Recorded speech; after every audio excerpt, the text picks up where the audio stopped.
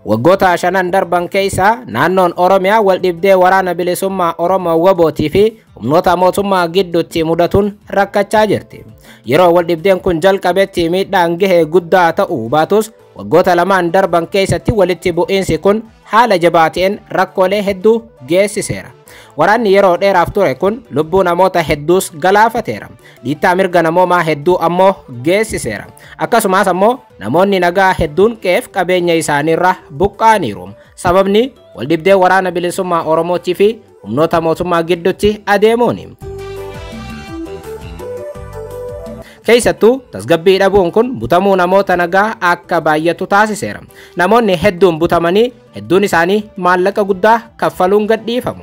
Lammiileen nagaa butaman ilaalchisee seenaan nama dhiphisu, nama gaddisiisuu fi qalbii nama cabsu hedduun naannoo Oromiyaa keessatti raawwateera.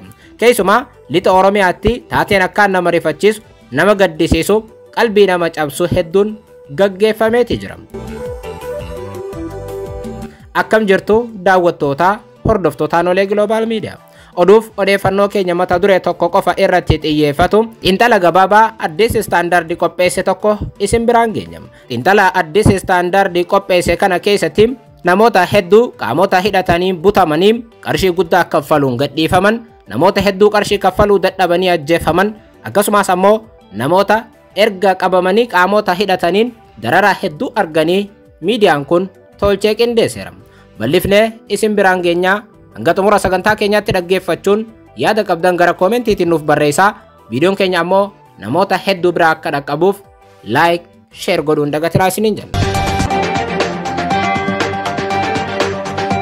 Waggoota shanan darban keessa naannoon Oromiyaa wal dhibdee waraana bilisummaa Oromoo WBOtii fi humnoota mootummaa gidduutti mudatuun rakkachaa turteetti.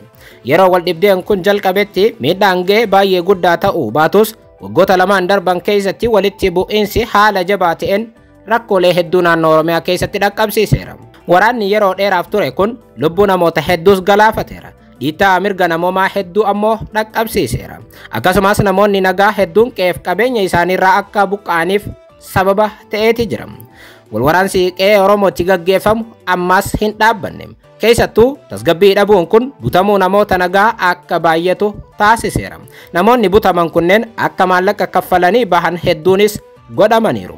Lammiilee nagaa butaman ilaalchisee seenaan nama dhiphisu, nama gaddisiisu, qalbii nama cabsu hedduun naannoo Oromiyaa keessatti raawwateera. Miidhamtoota keessaa tokko kan ta'e hojii daldalaa irratti bobba'ee kan argamu Tolaa Tasfaayeeti. Tolaan Tasfaayee caamsaa bara 2023tti konkolaataa fe'umsaa kan isaatiin konkolaachisaa isaa Abbabaa Margaa jedhamu waliin Finfinnee irraa deebi'aa osoo jiru butame. Tolaan Addis Standarditti yeroo dubbatu meeshaalee suuqiiwwan kootiif barbaachisan Finfinnee irraa ergaan bitee booda imala gara Horroo Guduruu Wallaggaa magaalaa Shaambuuttiin jalqabee jedha. Magaalaa Shaambuu galuudhaaf kiloomeetirri 40 yoonaa hafu nan qabamee jedha. Qaamni isa qabe ammoo qaama hidhatee jirudha. Asitti qaamni hidhate akka tasaa nu qabee jedha namni kun. Itti dabaluun qaamni hidhate kun nu gadhiisuuf jecha maallaqa qarshii miliyoona tokkoof 300,000 nu gaafatee jedha. Akka hiikamaniif maatiin Tolaa birrii 800,000, maatiin Abbabaa yookiin ammoo konkolaachisaan isaa immoo birrii 500,000 gumaachaniiru jedha. Boodarra kaffaltii raawwatame hordofuun namoonni lamaan kun gadhiifaman. Warri isa qabee warri isa gadhiise kun ammoo eenyummaan isaanii ammaaf addan baane. Haaluma wal fakkaatuun ji'a adoolessaa 2023 keessa Taaddalaa Lombaa kan ammoo sababa nageenyaatiin maqaan isaanii jijjiiramee fi waayillan isaa 8 konkolaataa Land Cruiserii dhaabbata keessa hojjetaniin Nuureerraa osoo gara Adaamaatti deemaa jiranii akka tasaa butaman. Qaamni isaan bute asittis qaama hidhateedha. Taaddalaan taatee ture yaadachuun Addis Standarditti yeroo dubbatu namoonni nu butan maatii keenya faana wal qunnamanii jedhan. Birrii miliyoona 3 gaafachuu dubbatam. Garuu maatiin isaanii gaaffii kana guutuu waan hin dandeenyeef mariin dhaabbata isaan waliin hojjetanii fi garee isaan bute yookaan ammoo qaama hidhate kana gidduutti itti fufuu dubbatam. Taaddalaan akka jedhutti marii dhaabbata keenyaa fi butattoota yookiin qaama hidhatee nu bute kana gidduutti taasifame hordofuun birrii miliyoona 1,300,000 kaffalameeraa jedhama. Namoota torbanii fi Taaddalaan turtii guyyaa 7tiin booda gadhiifamuu dubbatam. Yeroo turtii isaanii kanatti miidhaa saalaa, dararaa fi gocha gara jabinaa irratti raawwatamuu dubbata namni kun. qaamni kana godhu qaama hidhatedha. Naannoon inni keessa jiru naannoo Oromiyaati. Taaddalaan akka jedhetti miidhaan qaamaa isaanirra ga'e fayyuu danda'us madaan xiinsammuu garuu zalaalama ittiin fayyuu jedheera. Seenaan biraa kan obbo Gammachuu Tamasgeenii fi haadha manaa isaa Beetlehem Mitikkuuti. Nageenya isaaniitiif jecha ammoo maqaan jara kanaas jijjiirameera. Obbo Gammachuu fi aadde Beetlehem ji'a waxabajjii bara 2023 keessa abbaa manaaf haadha manaatiin lamaan isaanii godina Kibba Lixaa naannoo Leemman irraa gara Hosaayinaatti deemaa turan. Osoo gara Hosaayinaatti deemanii qaamota hidhateen butaman. Akka Gammachuun jedhutti namoonni nu butan birrii miliyoona 1 nu gaafatanii jedhan. Anaaf haadha mana kiyyaa jechuu isaaniiti. Maatiin keenya immoo qarshii guddaa kana qopheessu waan hin dandeenyeef liqii nama beekan irraa funaanuutti kaanii jedhan. Walitti qabanii nurraa kafalanii ba'uu dandeenye jedha namni haadha manaa isaa waliin qabame kun. Namoonni kun turtii guyyoota 10 keessatti dararaa qaamaaf sammuu kan isaan irra ga'e ta'uu dubbatu.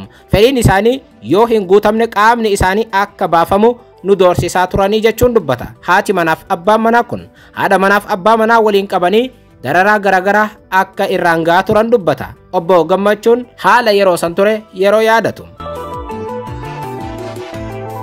Haa ta'u malee naannoo Oromiyaa keessatti taateewwan kunneen lammiilee nagaa qofa irratti kan daangeffame miti. Ji'a waxabajjii keessa bulchaan aanaa Sadeen Soddoo obbo Baqqalaa Kaachaa aanaa Illuu magaalaa Asgorii keessaa galgala naannoo sa'aatii 3tti garee eenyummaan isaa hin beekamneen mana isaanii irraa butamanii turan. Obbo Baqqalaan erga butamanii guyyaa tokkoon booda hidhattoonni bulchaan kun akka hiikamuuf birrii miliyoona 10 gaafatamanii turan. Bulchaan kun erga butamee guyyoota 2 booda ammoo hidhattoota eenyummaan isaanii adda hin baafamneen ajjeefamee argame. Sababni isaa bulchaan kun birrii miliyoona 10 kaffaluu waan dadhabeef ajjeesanii gatanii biraa deeman. Naannoo Oromiyaa keessatti lammiileen biyya alaa warshaalee adda addaa keessa hojjetanis rakkoon kun deddeebiin irra dhaqqaba. Onkololeessa 19 2023 godina Shawaa Kaabaatti namoonni qawwee hidhatan kan waraana bilisummaa Oromoo ta'uu hin oolle jechuun jiraattonni himan lammiilee Chaayinaa warshaa simintoo Istii jedhamu keessa hojjetan lakkoofsi isaanii adda hin baane butaniiru. Butamuun kun yaalii magaalaa guddoo godinichaa Fiichee qabachuudhaaf lola cimaa erga godhameen booda kan raawwatamedha. Waraanni bilisummaa Oromoo erga magaalaa Fiichee qabatee booda lammiilee Chaayinaa warshaa simintoo Istii jedhamu keessa hojjetan butuu dubbata jiraattonni achi jiran. Haaluma wal fakkaatuun muddee 30 2022 hojjettoonni warshaa simintoo Daangotee otoobisii dhaabbatichaatiin osoo deemaa jiranii butamanii turan. Warshaan simintoo Daangotee naannoo Oromiyaa godina Shawaa Bahaa aanaa Adaa Bargaatti argama. Ji'a tokkoon booda gurraandhala 30 hojjettoota 20 hundaaf tokkoon isaanii qarshii 50,000 kaffaluun gadhiifaman. Kana kan godhu ammoo qaamota hidhatedha. Qaamni hidhate naannoo Oromiyaa keessatti ammoo saamiinsa irratti erga bobba'ee waggoota 3 guutuu irratti argama. Dhimma kanaaf deebisaa kan laatan hoogganaan biiroo koominikeeshinii naannoo Oromiyaa obbo Haayiluu Addunyaa naannichatti gochaan butamuu furiidhaaf taasifamu dabalaa dhufuu isaanii amanan. Butamuu kana duuba waraanni bilisummaa Oromoo kan ammoo mootummaan ofii isaatiif shanee jechuun waamu akka jiru dubbata obbo Haayiluun. Obbo Haayiluu Addunyaa mootummaan garee kana irratti tarkaanfii cimaa fudhachaa jira jechuun kana dura sagalee Ameerikaatti dubbatanii turan. Faallaa dubbii obbo Haayiluu Addunyaa kanaatiin ammoo dubbii himaan garee hidhattoota waraana bilisummaa Oromoo kan ta'e Odaa Tarbii akka jedhetti dadhabbii mootummaa irraa kan ka'e gareewwan saamicha irratti bobbaafaman kun akka jabaatan hedduun isaanii akka humna godhatan karaa saaqeeraa jedha. Dadhabinni kun kan qaama waraana bilisummaa Oromoo osoo hin taane dadhabina mootummaatii jedha dubbii himaan waraana bilisummaa Oromoo. Itti dabaluun obbo Odaa Tarbii gocha butamuu kamiyyuu keessatti miseensonni waraana bilisummaa Oromoo akka hin hirmaanne dubbatan. Qaamni kana godhu waraana bilisummaa Oromoo akka hin taane namni kun cimsanii haalaniiru. Mootummaan waraana bilisummaa Oromoo irratti yoo dhiibu waraanni bilisummaa Oromoo ammoo garee waraana bilisummaa Oromootti fakkaatu akka jiru dubbata. Ajaja olaanaan waraana bilisummaa Oromoo Jaalmarroo Dirribaa kana dura garee maqaa waraana bilisummaa Oromootiin naannoo Oromiyaa keessa socho'ee saamicha gaggeessuu irratti tarkaanfii akka fudhatan dubbatanii turan. Haasaa taasisan keessatti Jaalmarroo Dirribaan gareen qophaa'ee maqaa waraana bilisummaa Oromoof balleessu akka jiru amananii turan. Garee kana garuu obsa akka hin qabneef ajajaan waraana bilisummaa Oromoo Jaalmarroo Dirribaa dubbatanii turan. Akka qorataan Inistituutii Rift Valley Galataa Tasfaayee jedhutti tarkaanfii waraana bilisummaa Oromoo fudhatuu fi tarkaanfiiwwan mootummaan federaalaa fudhatuun garee riphee loltoota dhimma maallaqaaf socho'an kan ammoo adda durummaan diinagdee horachuu irratti xiyyeeffatan akka jabaataniif karaa saaqeeraa jedha. Wal waraansa waraana bilisummaa Oromootii fi humnoota mootummaa gidduutti gaggeeffamuun gareen maallaqaaf qophaa'e gareen yeroo gabaabaa keessatti qabeenya horachuudhaaf qophaa'e naannicha keessa akka jiru dubbata. Qorataan Instituutii Rift Valley Galataa Tasfaayeen sababa gurguddoo rakkoolee nageenyaa fidan jechuun adda baase keessaa tokko dhabamuu carraa diinagdeetii jiran.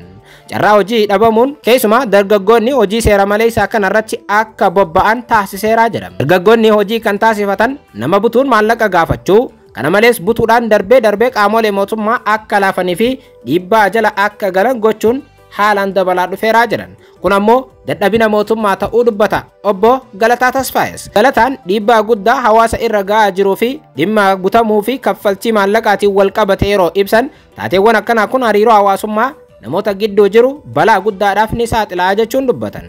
Miidhaan isaan geessisan namoota rakkoon kun irra ga'e duwwaa otoo hin taane maatii rakkoon kun irra ga'ee fi hawaasa bal'aa irrattis miidhaa guddaa ni fidaa jedhan. Miidhaa qaamaaf sammuutiin alattis miidhamtootaan bara jireenya isaanii guutuu sodaa bara baraa keessa akka jiraatan ni taasisaa jechuun dubbatama. Gaaffii furii guutuudhaaf jecha maatiin qabeenya isaanii gara gurguruutti yookiin ammoo liqaa liqeeffachuutti deemuus jedhan. Kuni ammoo rakkoo maallaqaan wal qabatu hedduudhaaf isaan saaxilaa jedhan. Maallaqni erga kaffalamee boodas nageenya namoota miidhamanii kun mirkanaa'aa kan taane dubbatan. Namoonni kun ni rakkatum qalbiin isaanii yeroo hunda nagaa akka hin taane dubbata obbo Galataan. Obbo Galataan rakkoo kana furuuf mootummaanis waraanni bilisummaa Oromoos hatattamaan mariitti seenuu akka qaban dubbatam. Rakkoon kun akka hin daballe kan gochuu danda'u qaamota Oromiyaa keessatti wal waraanan akka ta'e qorataan Instituutii Yuunivarsiitii Rift Valley kun ibseetii jira.